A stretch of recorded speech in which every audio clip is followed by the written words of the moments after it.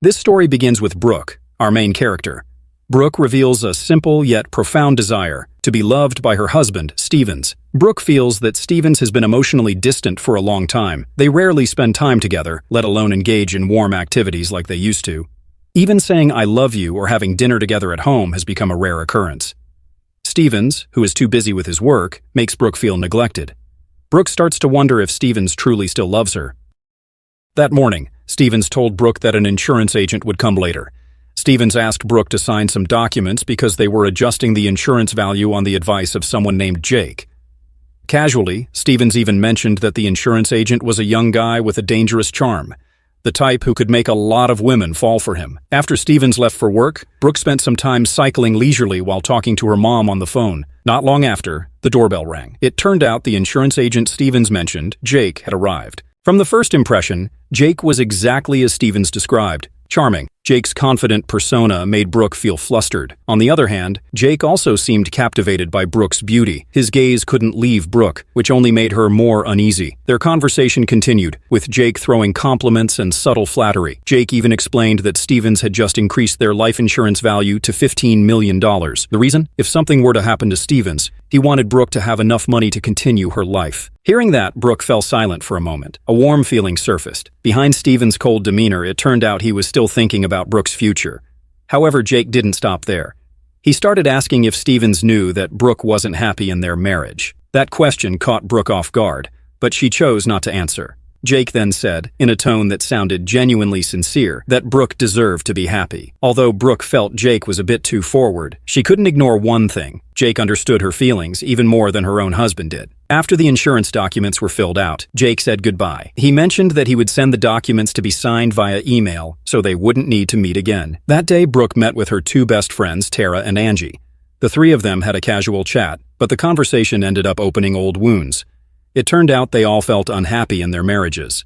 But out of the three of them, Brooke had the strongest desire to get a divorce. The reason? Brooke hadn't had children yet, even though that was her biggest dream. Meanwhile, Jake also had an interesting professional life. He was seen pitching insurance to a man. With his charming persona, Jake had a way of making anyone, whether women or men, feel at ease. Jake successfully secured a few new clients and proudly shared the results with his boss, Wong. However, Wong reminded Jake not to get too cocky and to be careful with how he approached clients. The next day, while jogging, Brooke accidentally ran into Jake again. Jake explained there was an issue, so he couldn't send the documents via email after all. Instead, he asked if they could meet again to sign the documents in person. Although hesitant, Brooke agreed. That evening, Brooke sat seriously at her desk, trying to make sense of real estate materials. Soon after, the sound of the front door opening was heard. Stevens came home from the office with his usual tired expression. Hoping to cheer up her husband, Brooke had prepared some biscuits as a snack. But as usual, Stevens just glanced at her briefly and declined, as if everything no longer interested him. "I have to go to New Orleans tomorrow for work. I might be back late tomorrow night," Stevens said briefly, stepping into another room without waiting for Brooke's response. After Stevens left, Brooke's phone rang.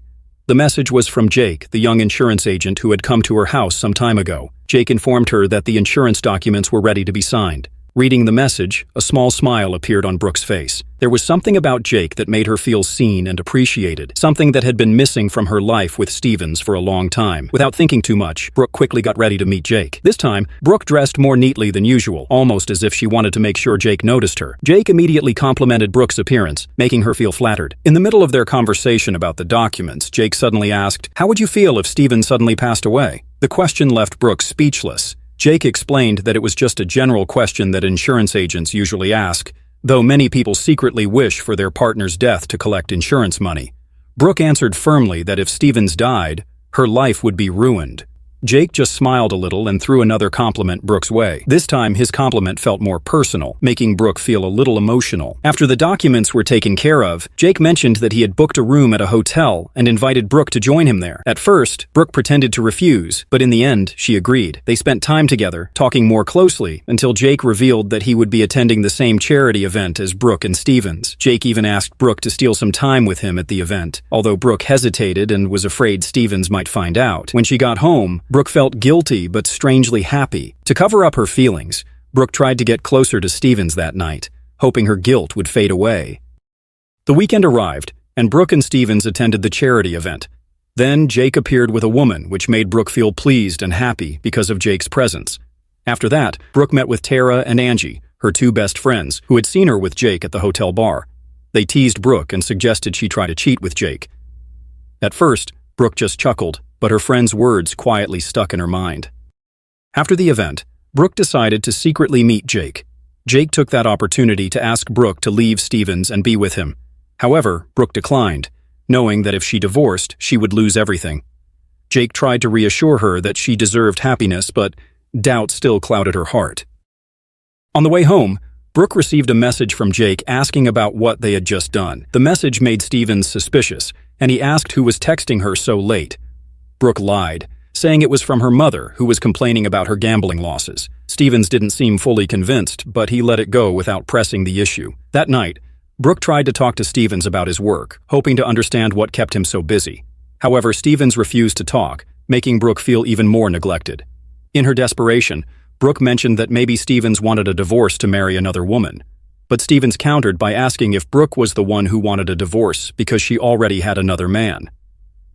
That question made the tension between them even worse. After Stevens went to Miami, Brooke decided to meet with Jake again. She wanted some clarity about the mysterious message Jake had sent the night before. When they met, Jake didn't beat around the bush. In a serious tone, Jake confessed that he had plans to kill Stevens. The next day, Brooke shared with her best friends, Angie and Tara. Brooke told them she wanted a divorce from Stevens. The reason was simple. Stevens didn't love her anymore. However, when Brooke revealed that Jake was one of the reasons she wanted a divorce, Angie and Tara immediately reacted strongly. They warned Brooke that Jake was not someone she could rely on. Tara even mentioned that men like Jake were only interested in wealthy women who could finance their lives. But despite being warned multiple times, Brooke remained firm in her decision. That night, Brooke chose to be honest with Stevens. She confessed to having an affair with another man. In her view, the confession should be enough of a reason for Stevens to divorce her. Stevens' reaction, however, was completely unexpected. Although he looked shocked, Stevens refused to separate. He admitted that what happened was his own fault. Stevens realized that he had been too busy with work and had neglected Brooke. In a tone full of regret, Stevens promised to change and give more of his time to her. As a first step, he suggested they go to the mountains together for the weekend and try to start fresh. Hearing Stevens' intention, Brooke became conflicted. She told Jake that she would go to the mountains with Stevens to try to save her marriage, but Jake wasn't happy about her decision. When the weekend came, Brooke and Stevens arrived at a mountain resort to spend time together. At first, everything seemed fine, but when Stevens stepped away to speak with a resort staff member, Jake suddenly appeared. In an urgent tone, Jake brought up his plan to kill Stevens again. Jake asked Brooke to arrange for them to go hiking the next day. He suggested that Brooke take a different trail midway through the hike, allowing him to make Stevens' death look like an accident. Jake explained that, with this plan, they could cash in Stevens' insurance money and start a new life together. However, Jake's plan wasn't that simple. After speaking with Brooke, Jake secretly met with Stevens. As it turned out, Jake had another agenda. He had been manipulating Stevens for a while and had gained his trust. Jake and Stevens had even agreed to kill Brooke to claim her insurance money. The next day, Brooke and Stevens began their hike. Midway through the journey, Stevens pretended to return to the villa, claiming he had left his phone behind. In reality, this was just a ploy to give Jake the opportunity to carry out his plan. However, when faced with Brooke, Jake couldn't bring himself to go through with it. Jake had truly fallen in love with Brooke and didn't want to hurt her. In that moment, Brooke also stopped Jake from harming Stevens. Despite her disappointment in Stevens, Brooke believed that divorce was the best way to resolve everything without resorting to violence. Jake eventually suggested that Brooke hide for a while. Jake wanted to show Brooke a side of Stevens that she had never seen before. Not long after, Stevens arrived at the scene. He immediately asked Jake if their plan had succeeded. When Jake admitted that he couldn't go through with it, Stevens became furious. Stevens revealed that he desperately needed Brooke's insurance money because his business was on the verge of bankruptcy. Hearing everything from her hiding spot, Brooke felt shattered. She couldn't believe that Stevens, the man she had loved, would go so far as to plan her death just for money. When Brooke finally stepped out of her hiding spot, Stevens accused her of marrying him only for his money. Those words enraged Jake, as he felt Stevens had crossed the line. As the tension escalated, Jake told Brooke to take another trail, seemingly to ensure that he could protect the woman who had become the center of his heart. But at the same time, the grand scheme between the three of them began to crumble. slowly exposing the darkness within each of them. Brooke later received an unexpected, mysterious package. When she opened it, she found a disposable anti-surveillance phone. It turned out the phone had been sent by Jake. In the first call, Jake asked Brooke not to contact him for a while, explaining that a large-scale investigation was underway regarding the recent surge in their family's insurance premiums. Jake also shared the news that the company now suspected Stevens' death to be a murder. Naturally, their first suspicion fell on Brooke, Stevens' wife. Jake tried to convince Wong that he had nothing to do with Stevens' death. However, Wong continued to investigate, even contacting his friend, a detective named Mike, who was already keeping an eye on Brooke's house. Wong asked Mike to come to the office so they could discuss the case further. At Brooke's house, the atmosphere was just as tense. Tara, her best friend, came over to offer support. Tara was shocked to hear about Stevens' sudden death. As an experienced hiker, it seemed impossible for Stevens to die in an ordinary accident. Tara began to suspect that someone had intentionally killed Stevens. Could one of Stevens' business rivals have done it? Tara muttered. However, Brooke insisted that, as far as she knew, Stevens didn't have any enemies that serious. Tara's suspicion then shifted. Could it have been you, Brooke? Tara asked directly. Brooke immediately denied it in a sharp tone. How could I possibly have the courage to do something like that? Elsewhere, Mike finally arrived at Wong's office. Seeing Mike, Jake looked nervous. Mike was known as a detective who could always crack difficult cases. Wong, Jake, and Mike then attended Stevens' funeral. After the funeral, Wong asked Jake to inform Brooke that the insurance company wanted to meet with her. However, Jake once again warned Brooke to avoid meeting anyone for the time being. Mike continued his investigation. He wanted to search Brooke's house and take Stevens' tablet to examine his emails. However, Brooke firmly refused. She felt it was disrespectful for Mike to rummage through her house on the day of her husband's funeral. Mike then warned her that he would return with a warrant if necessary. That night, an increasingly anxious Brooke decided to take matters into her own hands. She opened Stevens' emails, searching for any suspicious clues. There, Brooke discovered a heartbreaking truth. Stevens had frequently traveled to Venice with a woman named Irene. Her heart shattered instantly. With her emotions running high, Brooke forcibly opened Stevens' desk drawer. Inside, she found a fake passport belonging to Stevens under the name Robert Lang. Not only that, she also discovered a flash drive containing a video recording. In the video, Stevens apologized for being a bad husband. He also admitted that his business had failed and that they were actually bankrupt. Even more shocking, Stevens confessed that he had once planned to end his own life so that Brooke could claim the insurance money. However, he never mustered the courage to go through with it. Brooke also found a recording of Stevens practicing fencing with Jake. This discovery left Brooke even more shocked. Jake and Stevens apparently had a far more complicated relationship than she had imagined. With a heart full of disappointment, Brooke decided to confront Jake and demand an explanation. The next morning, Brooke called her housekeeper and asked her to throw away the trash that included Stevens' tablet. After that, Brooke left the house with one goal: to bait Mike, the detective, into following her. Brooke wanted to divert Mike's attention so he wouldn't grow suspicious of her house. Using a clever tactic, Brooke managed to mislead Mike, who was tailing her, and then continued on her way to meet Jake. They had agreed to meet at a quiet church. Upon arriving at the church, Jake looked nervous but tried to appear calm in front of Brooke. Jake once again urged Brooke to trust him and to give him some time to explain everything. Brooke, who had lost all trust, finally asked in a suspicious tone, "Why did you and Stevens make that recording?" Jake explained that the recording was actually made by Stevens himself. Jake had only helped because Stevens asked him to. This revelation left Brooke even more confused. After all those years of marriage, Brooke felt like she had never truly known Stevens, let alone Jake, who had just recently entered her life. To convince Brooke, Jake showed her another recording that proved Stevens had hired him. In the recording, Stevens asked Jake to ensure Brooke's safety. However, Jake firmly said, "I'm not doing this for the money. I'm doing it because I care about you." Brooke remained silent, unsure whether to believe him or not. Meanwhile, at the office, Jake approached Wong, who looked busy. In an irritated tone, Jake asked about his missing coffee mug. Wong simply sighed and replied casually, "It's in the sink." But before Jake could complain further, Wong shared an update on the investigation. According to a preliminary report from the forensic doctor, there was strong evidence that Stevens didn't fall accidentally. The position of his body indicated that Stevens was likely pushed. This meant someone else was at the scene when Stevens fell. The information left Jake speechless, and Wong continued, "Oh, and by the way, you're one of the suspects, Jake. Stevens' death happened not long after your insurance policy update." Elsewhere, Mike was busy searching Brooke's house after obtaining an official warrant. Brooke, knowing she had already gotten rid of all the crucial evidence, appeared calm. She even greeted Mike and his team with a small smile. However, the situation became more complicated when Wong received a report from Mike that they had found a disposable phone in Brooke's house. The phone was similar to the kind Jake often used. This further strengthened suspicions that Jake and Brooke were working together. Amid the chaos, a panicked Jake kept trying to contact Brooke. He wanted to ensure that Brooke was still on his side, but Brooke chose to ignore Jake's messages. She was fed up and wanted to cut ties with Jake completely. While swimming to calm herself down, Brooke was startled by Angie's arrival. Angie brought shocking news.